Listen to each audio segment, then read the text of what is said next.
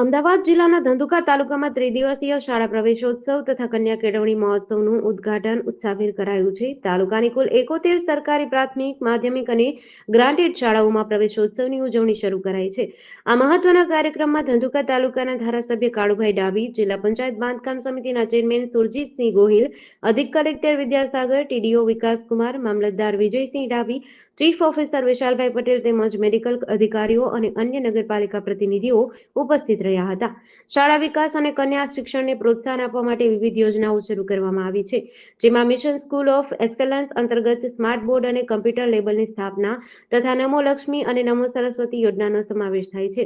આ યોજનાઓ અંતર્ગત ધોરણ 9 થી 12 માં અભ્યાસ કરતી દીકરીઓ માટે ₹50,000ની શિક્ષણ શિષ્યવૃત્તિ આપવાનો પ્રાવધાન કરવામાં આવ્યો છે. પ્રવેશોત્સવના સુચારુ આયોજન માટે ધંધુકા બીઆરસી કચેરી ખાતે કંટ્રોલ રૂમ સ્થાપવામાં આવ્યો છે, જેનું સંચાલન બીઆરસી રઘુવીરસિંહ ચુડાસમાના સંકલનમાં કરવામાં આવી રહ્યું છે. થયેલા કન્યા કેળવણી અને શાળા પ્રવેશોત્સવ કાર્યક્રમમાં અમદાવાદ જિલ્લાના ધંધુકા તાલુકામાં પણ 71 જેટલી સરકારી પ્રાથમિક અને ગ્રાન્ટેડ માધ્યમિક શાળાઓ અને ઉચ્ચતર માધ્યમિક શાળાઓમાં પ્રવેશોત્સવ શરૂ થયો છે. 7 જેટલા રૂટની અંદર માનનીય અધિક કલેક્ટર વિદ્યાસાગર સાહેબ, ડીડીઓ સાહેબ, મામલતદાર સાહેબ, તાલુકા વિકાસ અધિકારી સાહેબ તેમજ જુદા જુદા સરકારી અધિકારીઓ આ કાર્યક્રમ અંતર્ગત જોડાયા છે.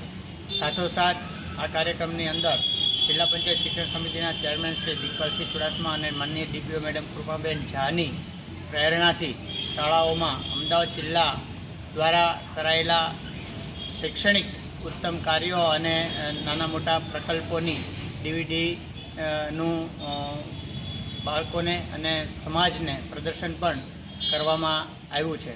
સાથે સાથે શાળાઓની અંદર એસએમસી અને એસએમડીસીને પ્રોત્સાહન મળે એ હેતુસર સામાજિક આગેવાનો જોડાયા છે. આજરોજ ખેદરા પ્રાથમિક શાળામાં માનનીય ધારાસભ્ય શ્રી કાળુભાઈ ડાભીની પણ પ્રેરક ઉપસ્થિતિ રહી છે. જુદા જુદા સામાજિક આગેવાનો, જિલ્લા પંચાયતની સીટોના ડેલિગેટ્સ પણ આ કાર્યક્રમની અંદર જોડાઈ અને શાળાઓમાં વિદ્યાર્થીઓને પ્રોત્સાહિત કરી રહ્યા છે. જેડીસી ન્યૂઝ સાથે સીકે બારડ, ધંધુકા.